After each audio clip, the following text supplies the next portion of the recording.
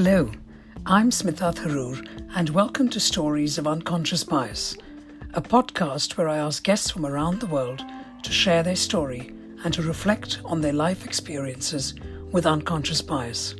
I hope you enjoy listening. They were recorded globally under COVID-19 lockdown conditions.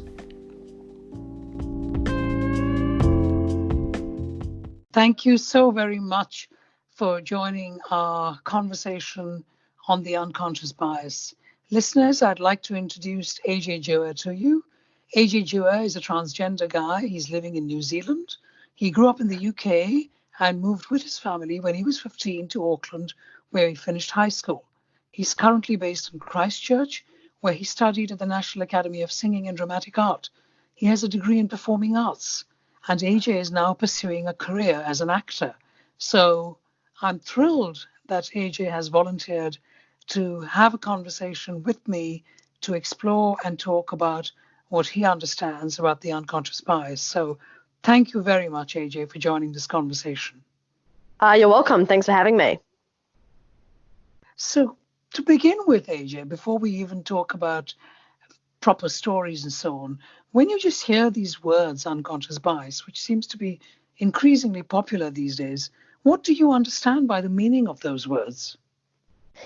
I think I understand that, I personally believe that every single person has some sort of unconscious bias. So for me, even though I'm try to consider myself as a very progressive person and a very accepting, open-minded person, I know that because of my upbringing and because of my place in society and all those things, that I still have to work to pay attention to my own prejudice. And I think that's what unconscious bias is. That's absolutely right. That's the beauty about this particular two words, really, because it's what it means to us is what makes it unconscious bias. And when we're talking about unconscious bias, I, because of what I do for a living, have had the privilege of hearing some amazing stories, how we are influenced because of X, Y, or Z, and then we have unconscious biases. And I thought I might just share a story with you that somebody else shared with me. So Great. This was actually in India. This gentleman probably would have been in his 50s, maybe. And he was sharing a story about when he was a kid, maybe 10 or 12 years old. He was in school it was whole school assembly. So whole school assembly, as you can imagine, is when the parents are invited. The parents were all in the front and all the children of the school were at the back. And being the age he was getting bored. So he was taking little pieces of paper, crushing them, making little paper pellets and then flicking them into the audience. Well, the head teacher caught him and hauled him up on stage and then made him kneel on stage for the rest of the assembly. Wow. It was very, very powerful and painful, very traumatic. And that traumatic experience was so painful for him. I mean, he was telling me the story easily 40 years later, maybe more. I can't remember, how old he was when it actually happened to him.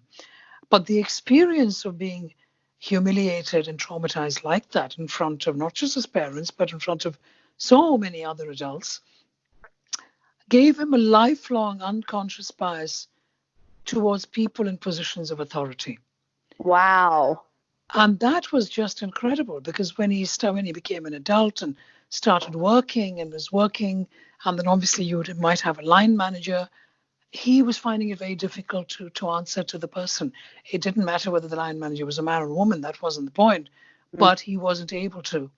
And long story cut short, he had the understanding and the epiphany that he had this unconscious bias towards people in positions of authority, ahead, for want of a better word, and now runs a very successful business. So there is a positive outcome to this story. But there's just one example. So when you're hearing stories like this, what kind of stories come to your mind? Like stories about me? Please, that would be wonderful. if you can Um, share. okay, yes. So that's really interesting. I So the one particular story that comes to mind. So as you said earlier, I'm a trans guy, but I only recently like came out and came to terms with all that. So I'm 22, but I spent the majority of my life, I guess, living like as a woman, even though I'm not one. And when I was 19 years old, I actually worked as a stripper at a strip club. Um, and I remember I actually I kind of hate this. And it's something that I recognized and I worked to basically reflect on and be like, I think this is a bad like bias to have, and a bad prejudice to have. But whilst I was working as a stripper, I had some like quite unpleasant experiences, which I guess is expected, even though I don't think it should be that way. Um, and a lot of my worst experiences, worst interactions I had with customers, were with men who were brought up and from India. Um, and so, but also, I mean, generally, I had pretty terrible interactions with many, many customers, no matter where they came from, what race, what walk of life they were on. But I sort of became extremely defensive when I eventually quit that job, around men and especially Indian men, because I felt like they were always, I don't know, like gonna do something horrible or invasive or sexual. And for quite a while after that job, I was probably like racist in my interactions, and I really don't like that. And I'm really appreciating that you're sharing this with me, because as you know, I'm Indian. We've Yeah, met, and you know what you and I look like. yeah, And the fact that you can share this with me, I really appreciate that. And I'm glad it's the men and not the women. So at least we're chatting. yeah, Sorry, I'm being a bit silly, but no. More seriously though, when that happens, um, it's very powerful. Like that young yeah, man, well, the man who became in his 50s, the young kid who then was protecting himself. That's what you were doing as well, aren't you? You yeah, had such difficult experiences with men in general, but particularly Indian men, that you're thinking, hang on a minute, I don't want to be communicating with this group of people yeah, because I don't feel safe. And yeah, so you're just instinctively, unconsciously, implicitly keeping yourself safe. That's essentially yeah. what you are doing, aren't you? Yeah, and like, I mean, as I said, like it was with Indian men, but also in general, it was just men. Like, I think I'm someone who has always uh, self-identified as a feminist. I was brought up as a feminist, and when I started studying in tertiary education, I found myself surprisingly surrounded by a lot of people who were very anti-feminist, and they said that they were all for equality, but they were anti-feminist and that feminism is outdated. And I had a lot of people telling me that feminism is not necessary within the developed world anymore, and I really heavily questioned my all of my ideologies around feminism and gender and stuff like that. And then when I went and worked at that strip club as a stripper, um, I sort of all of my ideas I had held my whole life, but wasn't completely sure about, just became completely reinforced. And I felt really strongly feminism is still really important.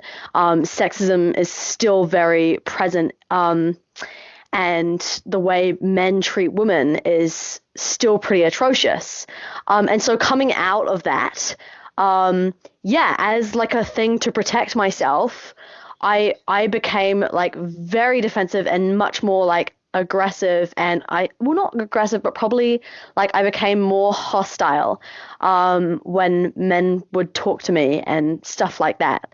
And it's funny because I was talking to a friend of mine the other day about this, and we were saying how, there have been times, there were actually three of us talking about how there have been times when, like, maybe a friend who is a man, like a cis man, will like see you on the street, but you don't recognize them because maybe you're walking, and so you see just like a man out of the corner of your eye, and you're like, oh fuck, I don't want you to talk to me because I'm so tired of men talking to me and harassing me, and I just want them to leave me alone. So you just ignore them, and you ignore them for ages until you realize that it's your friend trying to get your attention, and you're like, oh hi. And it's like this weird thing where you're trying to protect yourself, and then one of my friends said, yeah, and you just have to do it, don't you? And I was like, oh my God, like, I don't know. Does it have to be that way to protect ourselves? But yeah, it's really interesting. In fact, there are many things that are coming to my mind when you're telling me this particular story. One actually is the obvious one. So you are a feminist. What do you mean by that? Because I mean, all of us have our own understanding of what we see ourselves as. I would like to say I'm a feminist too. And maybe what that means to me may not be what it means to you. So I'm just curious to know what that means to you. That's sort of my first part of the question. Yeah, great. Feminism to me is, I think feminism to me is acknowledging that we have inherited a society which advantages and disadvantages certain people from different groups. And quite often, I think it advantages cis men and disadvantages cis women. But for me, in my like personal understanding of feminism, I think I go a lot further than that, and I consider myself like an intersectional feminist. So for me, I think I really have to acknowledge not just inequality between men and women, but inequality between people of color and Caucasian people, and inequality for all minority groups. And I also like to acknowledge that even though I suppose the patriarchy heavily disadvantages women, I think there are also disadvantages for all of us, for men, for women, for people who don't identify as either. Yeah. Yeah, that's fairly succinct. Thank you for that, AJ. And a second part of the same conversation of what you've just shared with me earlier was the fact that you chose to go to a strip club and to be part of the scene, to be a strip artist. Is that the correct phrase? I'm not sure. Sure. And Yeah. I'm curious to know your thinking between these two things, because I suspect there might be a link. But I'm just curious, why did you choose to be a strip girl? Is that the phrase? Correct me, please, if I've said it wrong. But yeah. That's right. Well, as I said, like, I'm a transgender guy, but at the time I had not come to terms with my gender identity. So I was, I guess, going through the world as a woman and presenting that way and seeing myself that way. Why did I become a stripper? Well, it did have something to do with my feminism, and also just my personality in general. I'm a pretty extreme person, and so I hate doing things. Okay, this sounds really dumb now that I'm saying it. I was going to say I hate doing things I don't enjoy. Obviously, we all hate doing things we don't enjoy. But I guess it was whilst I was studying, and I had a lot of friends who had part-time jobs on the weekends or in evenings, and they sort of would just like grin and bear it and be like, oh, I hate my hospitality job, but I have to do it. But I was just even more resistant, to the point where I hated going and doing anything but what I loved, which was performing. And so I've always been someone who just sort of just wants to be able to make easy money. And I'd heard that stripping was easy money in some ways. And I was also curious to find out if I was someone who felt comfortable with using my body to make money, because that's really what it is. I don't see sex work as selling your body. I think it's just using your body and using your skills. And I wanted to know whether I'd be comfortable with that, so I thought I'd give it a go. Fantastic. And that's very honest of you, and I really appreciate that. And so, certainly one of the unconscious biases, which actually now are conscious because you've shared it with me, so it's no longer hidden away, is that after that experience, you were instinctively protecting yourself from men in general, most men, and then specifically people Yeah. who could have been, South Asian men, Indian men, maybe they're from Yeah. Pakistan, maybe they're Sri Lanka, but essentially they looked from India, and Yeah. that was, oh my God, I'm not going to have anything to do with them. But what Yeah. else? What else could do you think you might have? What kind of other unconscious biases do you think you may have got from that experience, Um, or from any well, other I don't experience? It think, doesn't have to be the same. yeah, that's all good. Um, I can't think of many unconscious biases I gained from that experience specifically, other than sort of like that more like hostile way of interacting with men in my day-to-day life, which I tried to deal with because I thought, I can't just be mean to every single man who talks to me, because some of them are just being nice, like they're not trying to gain anything from me. But something I will say is that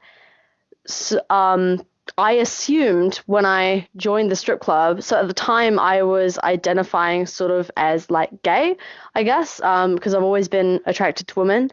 I've always been attracted to all people, but I guess being attracted to women was like a really big part of my identity. And when I started stripping, I actually went into that club and I thought, I'm going to have to hide this, because if the other strippers know that I'm attracted to women, they might be really uncomfortable around me.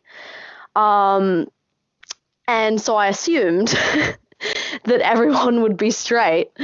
And then so many of the strippers working there, I'd actually say probably the majority, were queer in some way. They weren't all lesbians, but almost like a big like group of them were partially or completely attracted to women. So that really surprised me. That's fascinating. See, once again, we jump to conclusions. You say if you're going to a Yeah. strip club, you're going to see women. Surely they're doing this for a living. Surely they must be heterosexual. This is what they feel. And then you're actually in there. It's only when you really experience it that you recognize that actually that's not the case at all.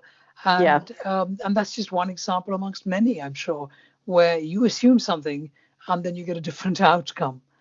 Yeah. This is fascinating stories that you're sharing, AJ. I appreciate it.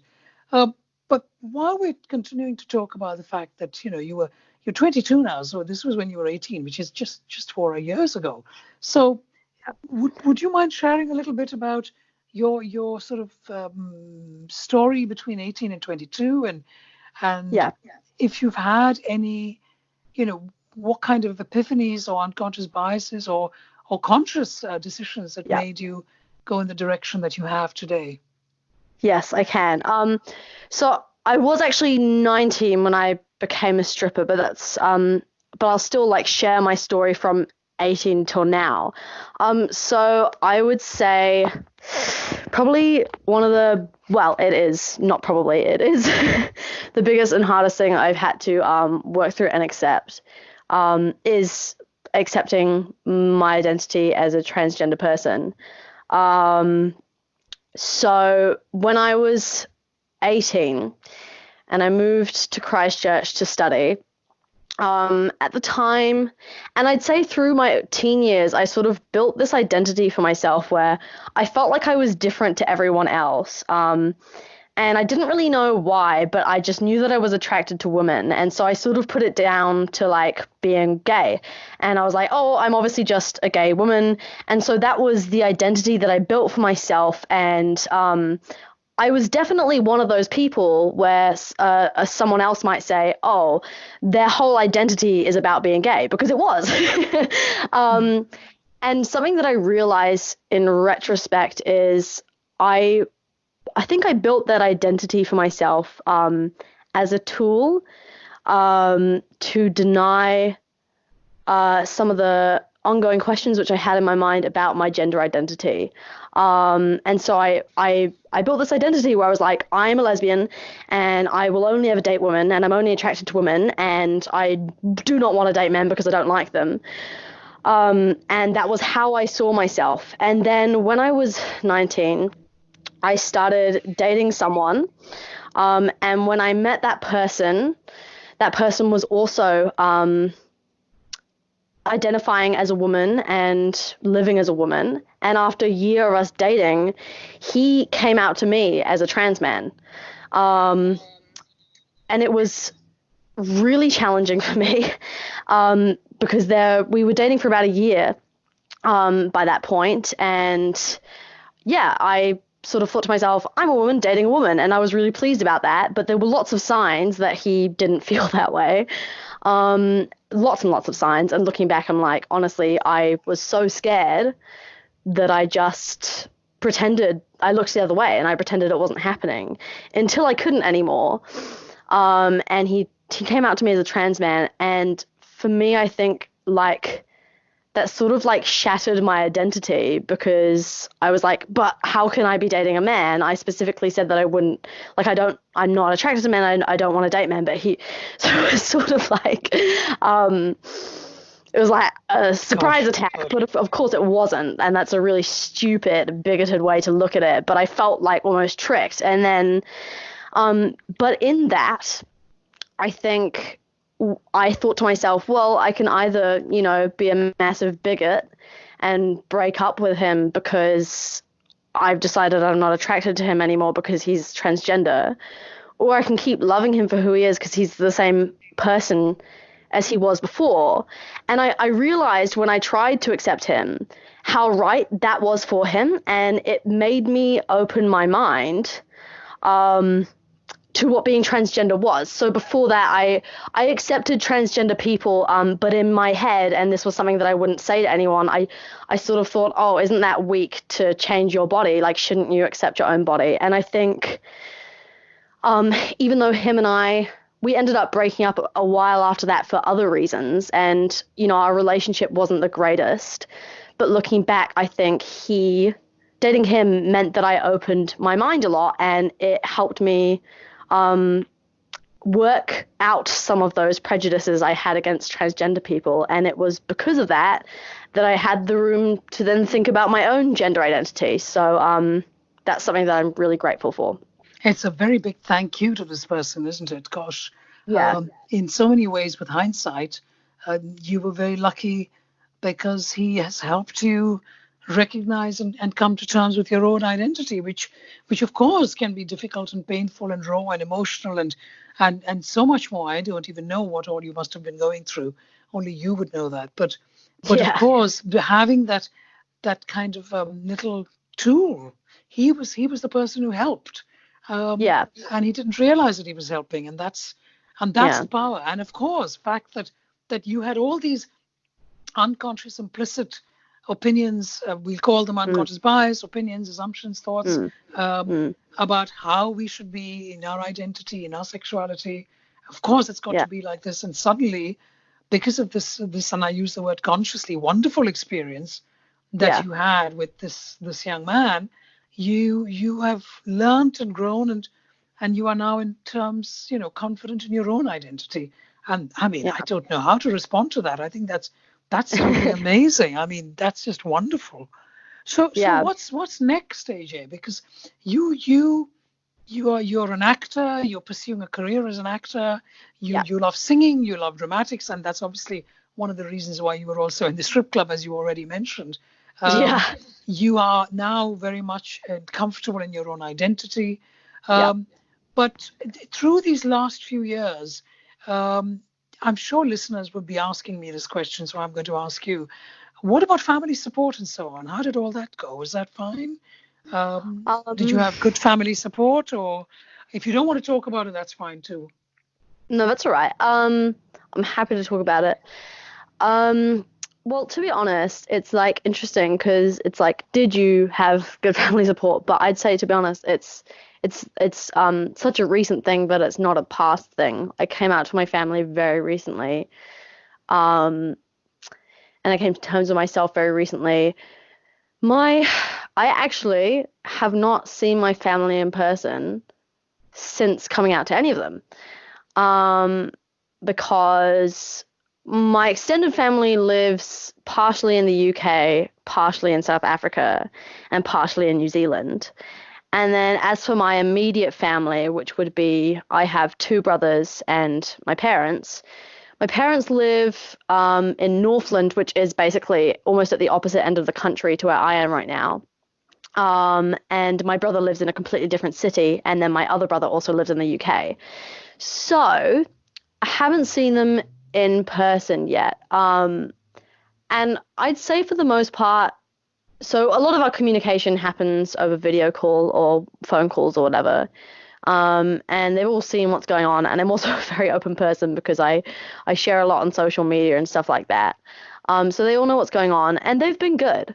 My brother, who lives in New Zealand, has been the most amazing and supportive, which is something that really surprised me, actually, because when we lived together as teenagers, him and I didn't really get along very well. But I'd say out of everyone, he's just been amazing. And I'm quite lucky in the fact that my parents as well, I think maybe they don't understand, but they're making such a massive effort to understand. And that's something I'm really lucky for. That's so wonderful, and that's very generous of you to say that as well, because you are so right. None of us really understand what the other person is feeling. Only they will understand that. But as long as people are making the effort and really listening. I mean, this is the thing about, whatever unconscious biases that any one of us might have about anything, not just about transgender or sexuality or any of that, but anything at all. But when you actually really listen to the other individual, only then are you able to begin to understand what perhaps their story is and what they're going through, rather than jumping to conclusions about whatever we might think it should be like or shouldn't be like. And so I think that's you're so right. So that's lovely to hear. So AJ, what kind of advice can you give our listeners on overcoming unconscious bias? What kind of learning have you taken away in your various experiences? I think that for me, the main thing I had to do when it comes to unlearning my unconscious bias and becoming more aware of that is noticing just I think being mindful and noticing, things which might happen to you socially or your interactions with other people, and you just notice that like little resistance within yourself and you don't know why, like something annoys you or something makes you feel defensive or whatever. I think just noticing that, and even if something scares you, just being willing to listen, I think, is the main thing. As you said, listen to other people, and just being open and listening, and being willing to acknowledge that your ideas and experiences, or your ideas might be wrong or misled, and that there's always more to learn. That's brilliant. That is absolutely brilliant. Be mindful, listen, recognize that there's always more to learn. That is so amazing. Yeah. AJ Juer, I can't tell you how much I appreciate your time and this conversation with you. Thank you so much for taking this call in New Zealand. Thank you. Thank you so much for having me.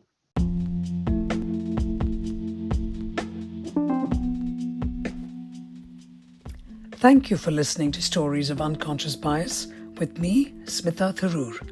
Stay tuned for the next interview in a week's time. You can follow me on Instagram and Twitter for updates on my episodes @Smita Tharoor.